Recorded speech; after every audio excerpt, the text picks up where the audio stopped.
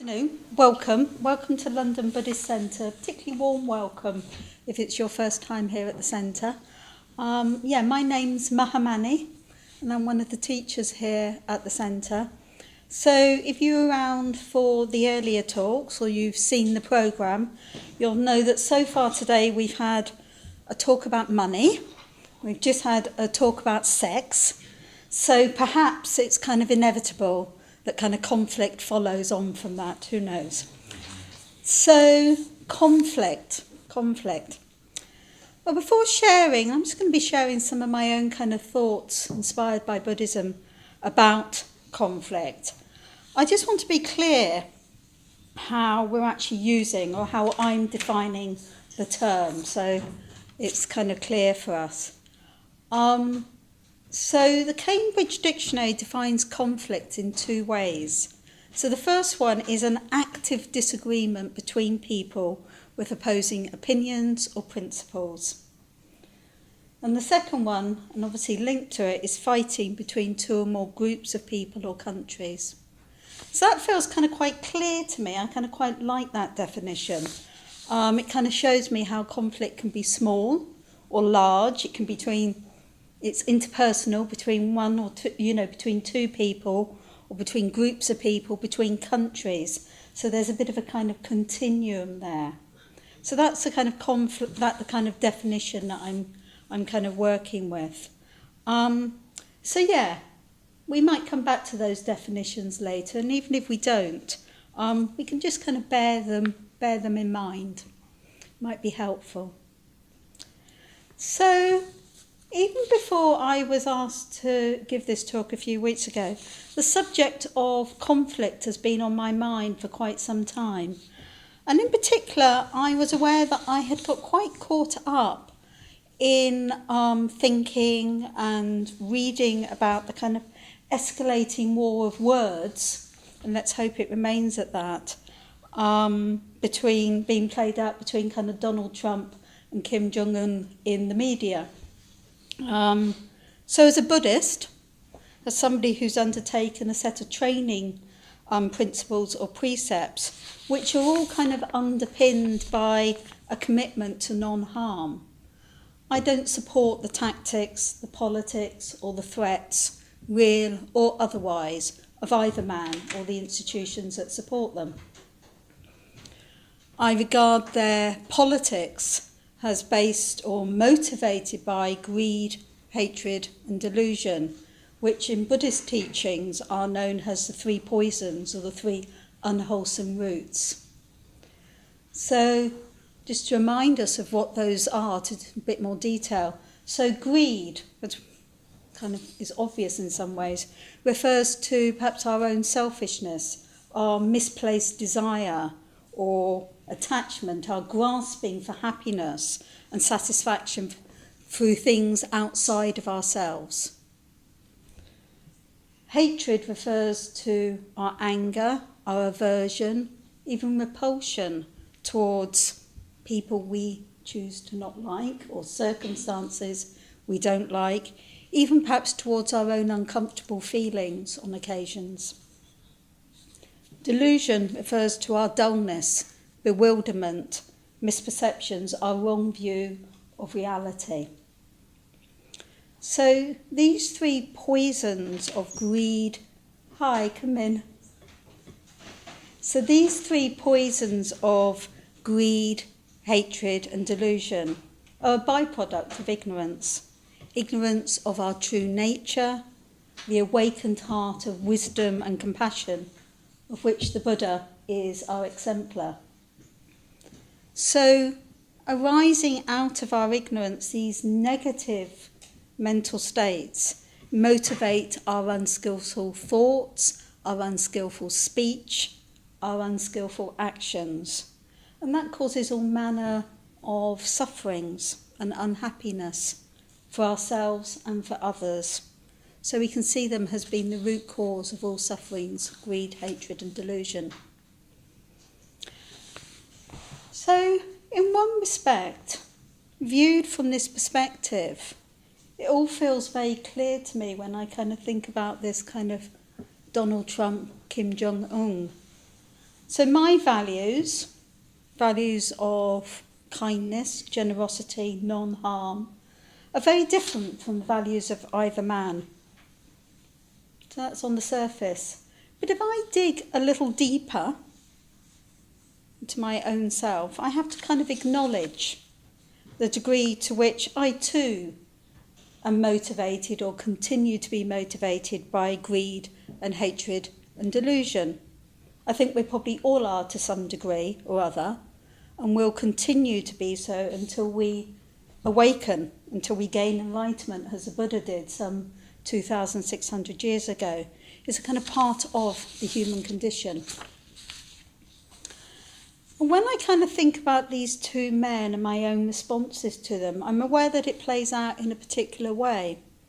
So I admit that my reactions to these two men, and in particular Donald Trump, can be motivated by aversion and anger, which borders on a deep dislike, if not exactly hatred. I'm aware that I really can't bear to listen or to watch Donald Trump. I just avoid him. And of course I'm aware that underneath that dislike is fear, which obviously I think probably underpins most people's aversion and hatred. And a friend of mine very half-jokingly said to me a few weeks ago, I know it's not very Buddhist, but couldn't somebody take the man outside and shoot him? And I was aware in that moment, I didn't wish him dead, I don't wish anybody dead, but I had some understanding about where they were coming from, even though I clearly don't wish anybody dead. Just want to reiterate that. So I'm further aware that I could very easily rationalise or I could justify my aversion and my anger. It's very different, I could say, from the aversion being displayed by either of the two men. My aversion is based on my dislike of their values that both of these men espouse, values that are very different from my values. But, and I think this is the important thing, if I'm motivated by aversion and anger, am I really so very different? Am I really so very different? So I'm just going to leave that kind of question hanging in the air there for a while. I want to turn to something else. So last weekend, a small group of Buddhists from the centre here, I wasn't involved with them, I couldn't be, met and went down to the arms fair at the Excel Centre to show their solidarity with other people campaigning against the arms industry. And they arrived, they sat down, they took cushions, they took mats, they sat down in a kind of horseshoe and began to silently meditate. And a friend of mine telling me about the experience said that he started to become aware that there was a deep silence kind of surrounding them, despite the fact that there was lots of other activities and protesting going on and so forth and whatever. But there was quite a deep silence around them. And it was only later when they had kind of finished meditating and they had opened their eyes that they realised that actually their number had doubled, because other people had just kind of come to join them and were sitting there meditating as well. So why did they choose? Why did they choose to kind of meditate at a protest about arms and arms fair? Well, kind of back to my friend again. So he told me that they were doing some of the stages from a practice called the Metta Bhavana. Now, if you don't know that practice, it's a 5-stage meditation in which you encourage the development of loving kindness, of friendliness, of kind of warmth and open-heartedness to different people. So you begin with yourself, developing that for yourself, loving kindness for yourself. You move on, hi. There's cushions over the place, just come and sit down wherever you can. You developing this loving kindness, beginning with yourself, moving on to a good friend, and then you move on to a neutral person, so somebody you don't know very well, so you don't have strong feelings of like or dislike for them, but you develop loving kindness for them. In the 4th stage, traditionally it's known as your enemy, So you develop loving kindness for somebody. Yeah, maybe you find really difficult. Maybe you don't like. And finally, in the fifth stage, you bring all four together and then you spread it out to all beings everywhere. And this is what they were doing down at this protest. So faced with a trade show that was dedicated to the selling of arms to be used in conflicts, which obviously, as we know, have the ability to kill and maim people, they sat down to meditate on loving kindness. And in doing so, they included the people inside the trade fair. So, as my friend said, he sat there imagining these arms dealers and traders in the Excel building, and he sent metta to them. So what he said is he imagined, it's rather beautiful, he imagined metta in the form of these kind of giant translucent rainbows just hanging over each of these people in the Excel Centre and just raining down metta and kindness to them. He also said he started to imagine them as rather naughty little children as well, but that's kind of neither here nor there. Now, as I listened to him, I was reminded of two things. First of all, my own history of social protest and the words of the Buddha from a rather wonderful book that some of you might know called the Dhammapada. If you're not familiar with it, the Dhammapada is a very well-known collection of the Buddha's teachings in which the Buddha shows us the way to move beyond greed and hatred and delusion, to move beyond ego-based self, to wake up to the true nature of reality. And to be precise, I was reminded of the first 151 words of the Dhammapada, which I'm going to read out to you. And later there's some handouts I'll give out. You might do something with them afterwards. So they're as follows. So just listen to them. Experiences are preceded by mind, led by mind, and produced by mind. If one speaks or acts with an impure mind, suffering follows, even as the cartwheel follows the hoof of the ox. Come in. Experiences are preceded by mind, led by mind, and produced by mind. If one speaks or acts with a pure mind, happiness follows, like a shadow that never departs. Those who entertain such thoughts as, he abused me, he beat me, he conquered me, he robbed me, will not still their hatred. Those who do not entertain such thoughts as, he abused me, he beat me, he conquered me, he robbed me, will still their hatred. Not by hatreds are hatreds ever pacified here in the world. They are pacified by love. This is the eternal law. Others do not realise that we are all heading for death. Those who do realise it will compose their quarrels. So, when I hear and reflect on those words, it feels like the Buddha is telling me in a very clear, very direct way that how I think constructs my experience of the world and my relationship with others. So if I choose to hate other people, if I choose to think that they have wronged me, if I choose to think that other people's treatment of me or others justifies my anger and ill will towards them, then I'm never going to gain freedom. I will never wake up. I will never be free from suffering. Furthermore, and bearing in mind what I was saying about this potential I have to feel aversion towards Donald Trump, other people as well, if I choose to meet his hatred with my own hatred, then I'll be simply contributing to the hatred present in the world.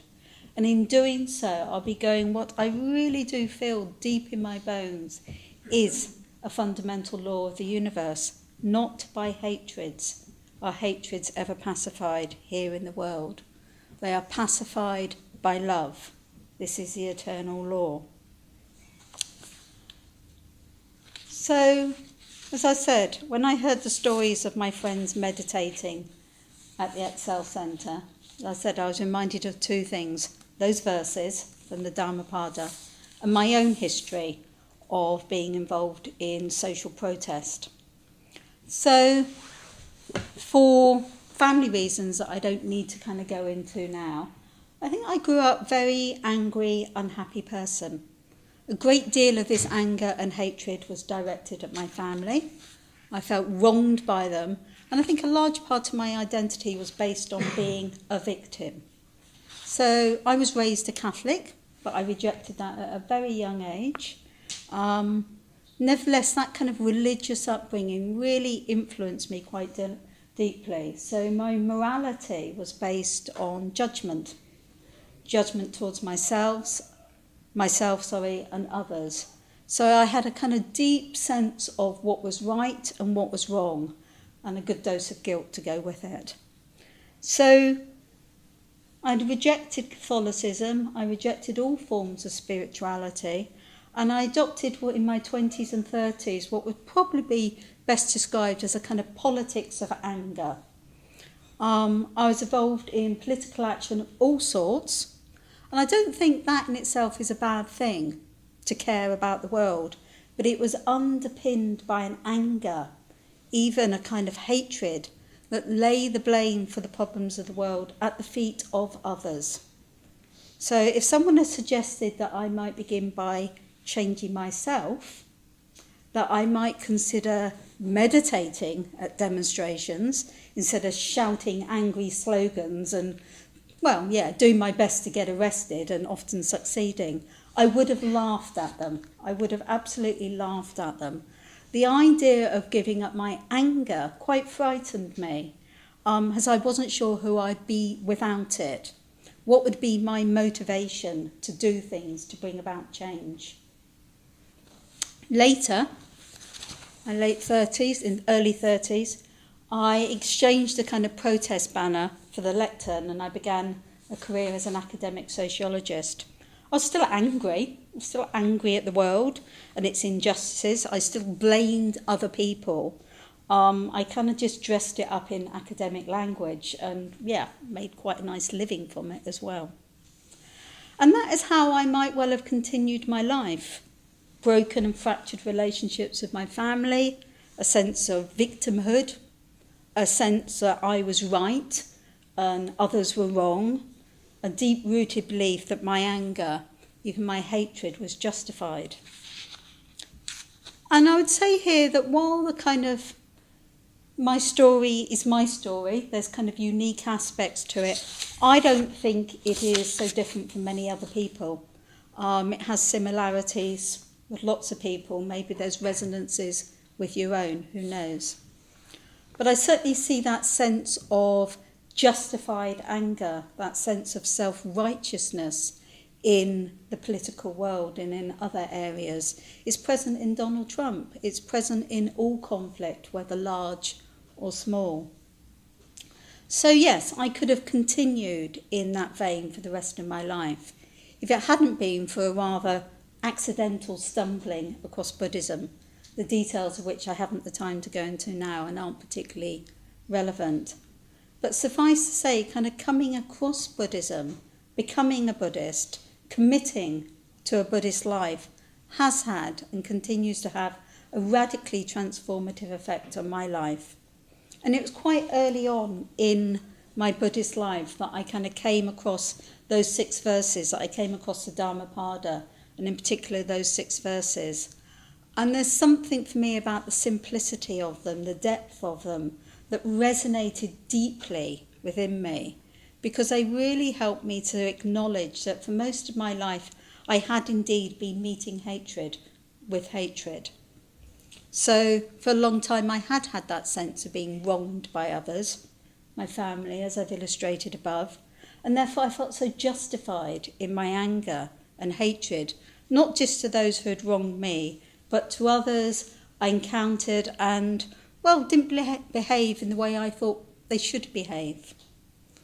And what really hits me when I reflect on those verses is that not only is my anger and ill will a very negative contribution to the world.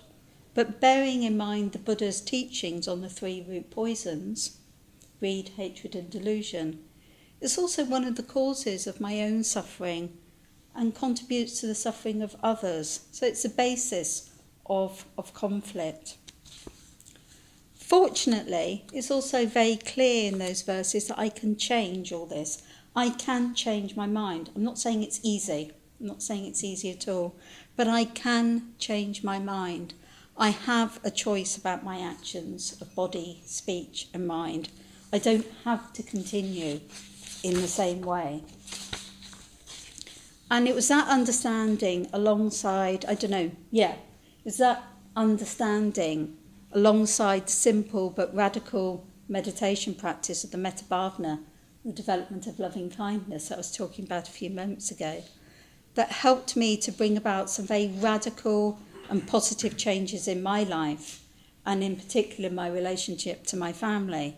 Now, I'm not going to pretend to you that everything's kind of wonderful with my family. It's not, but I'm no longer coming at it from a point of anger and resentment and ill will.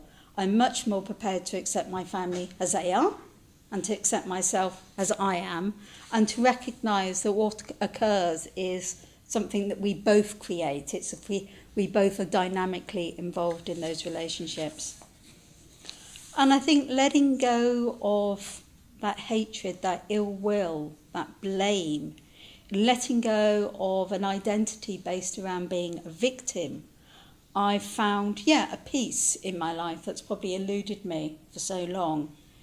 And of course, as my acknowledgement of my emotions towards Donald Trump demonstrates, I still feel anger and pain and resentment. Of course I do, but I don't think they define or motivate me in the way they did before. I have a greater understanding about how destructive they are and try to work with them. I think I still have a very strong desire for social change, but hopefully that's much more motivated these days by love and kindness and compassion, and the knowledge that I have to begin by changing myself, begin by changing how I think and construct my experience of the world and my attitude towards others. And to conclude, to bring it back to the Buddha and his teachings, I want to finish with a brief story about the Buddha and the radical way in which he confronted someone who was filled with deep hatred and aversion to others. And I think one of the things I love about this story so much is it shows that the Buddha who was filled with utter wisdom and compassion for everybody, regardless of who they were, regardless of what they had actually done, he wasn't a pushover. He wasn't a pushover. Meeting hatred with love instead of meeting hatred with hatred does not mean being passive. I think it demands a kind of fearlessness that we can all be inspired by. So I'm going to finish by telling you the story. I just need to kind of find it in here so I can kind of just be a bit guided by this if I go off track. I'm going to tell you the story of a man called Angulimala. And some of you will be deeply familiar with this story. For others, it will be fairly new. So this is a story that happened in the time after the Buddha was enlightened, probably about 20 years after he was enlightened. And he was staying in a particular area. And at that time, there was a very cruel and murderous robber appeared in that area. And as the story tells us, he indiscriminately attacked and robbed and killed whoever crossed his path. And when he did so, he cut a finger off each of his victims. And these fingers he kind of strung together and wore in a rather gruesome necklace. So he was known as Angulimala, or finger necklace. Angulimala. And obviously, and perhaps not surprisingly, wherever he went, people fled in terror, and whole towns and villages were kind of largely deserted because of Angulimala. So this was what was happening in this area, and to this area the Buddha came. And the Buddha, as usual, had done his alms round in the village where he'd gone and got his food, and he left the village and he was walking down this road, this dusty road on his own. And he was walking through the territory where it was well known that Angulimala used to hang around and wait for his victims. And as the Buddha walked along on his own silently, he was warned by lots and lots of people, by farmers and cowherds and so forth and travellers, just don't go that way, monk. Lots of people have tried to, even in large groups they have, and Angulimala has always come along and managed to attack them and kill them. Don't do it, you'll be perished. The Buddha heard their warnings, but paid no heed. He just walked on in silence. Now, Angulimala was around. He was kind of in a forest and he saw all this. He was watching from a vantage point. And as he watched the road, he saw, the Buddha, didn't know he was a Buddha, obviously. He saw this monk, this solitary figure, just kind of walking along in his direction. And as he grew nearer, he realised that he was wearing the monk's robes. And he couldn't believe it. He couldn't believe that a monk would be so foolish to travel along down a road where he was known to have murdered so many people. Had nobody warned him? Or perhaps did he think his gods were going to protect him and he would be okay? Angulimala didn't particularly care. He just thought, I don't care whether he's a brave man or a fool, I'm going to have his life. So he kind of grabbed his sword and he kind of climbed down and he set off towards the Buddha. And as Angulimala came close to the monk, he broke out of the forest and he started sprinting towards him, intending to kind of just run him down. But then something remarkable happened. No matter how quickly Angulimala ran, he wasn't able to catch up with the Buddha, who continued to walk calmly and steadily down the road. So, needless to say, Angulimala was quite perplexed. He kind of thought to himself, usually I can catch a galloping elephant or horse, a chariot or a deer, yet this monk continues to walk along at his ordinary pace and I can't catch him. And he tried again, he tried to run faster, but still the gap between him and the Buddha didn't decrease. Eventually, completely confused by this, he stopped and he shouted out after the Buddha, "Stop, monk, stop." And the Buddha turned round and replied, "I have stopped, Angulimala. Now you must stop too." And he continued walking. This perplexed Angulimala even more. He couldn't work out what on earth was actually going on. Now, he guessed from his appearance that this follower must be a follower of the Buddha. He didn't actually realise he was the Buddha. And he kind of thought to himself, well, I know that the disciples of the Buddha are not allowed to lie. They're never supposed to lie. So this monk said he has stopped when he was still walking, and he's telling Angulimala that he must stop when he's already standing still. So he demanded that the monk explain himself. And the Buddha said, "Angulimala, I have stopped all violence towards living beings, and you know no restraint at all. That is why I have stopped, and you have not. I have stopped all violence towards living beings, and you know no restraint at all. That is why I have stopped, and you have not." Hearing these words, Angulimala was shaken. He knew that here at last, in this fearless monk, was a teacher he could respect. And he realised that the time had come to renounce his evil ways. So he threw away his weapons, fell at the Buddha's feet, and begged him to accept him as a disciple. And that's what he became. He became a disciple of the Buddha, he became a forest monk.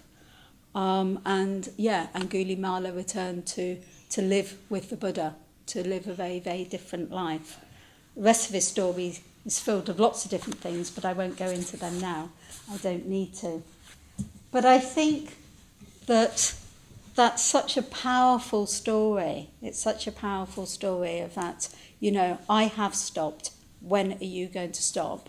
And it just reminds me of one of those verses from the Dhammapada about hatred never ceases by hatred, it only ceases by love. And it's a fearless love, because the Buddha was not afraid of this person who had been going around just killing people. He faced him with something else. He faced him with compassion and helped him to see him for himself. Okay, I'm going to stop talking there, because I've probably talked for long enough. And I'm going to hand it over to you. So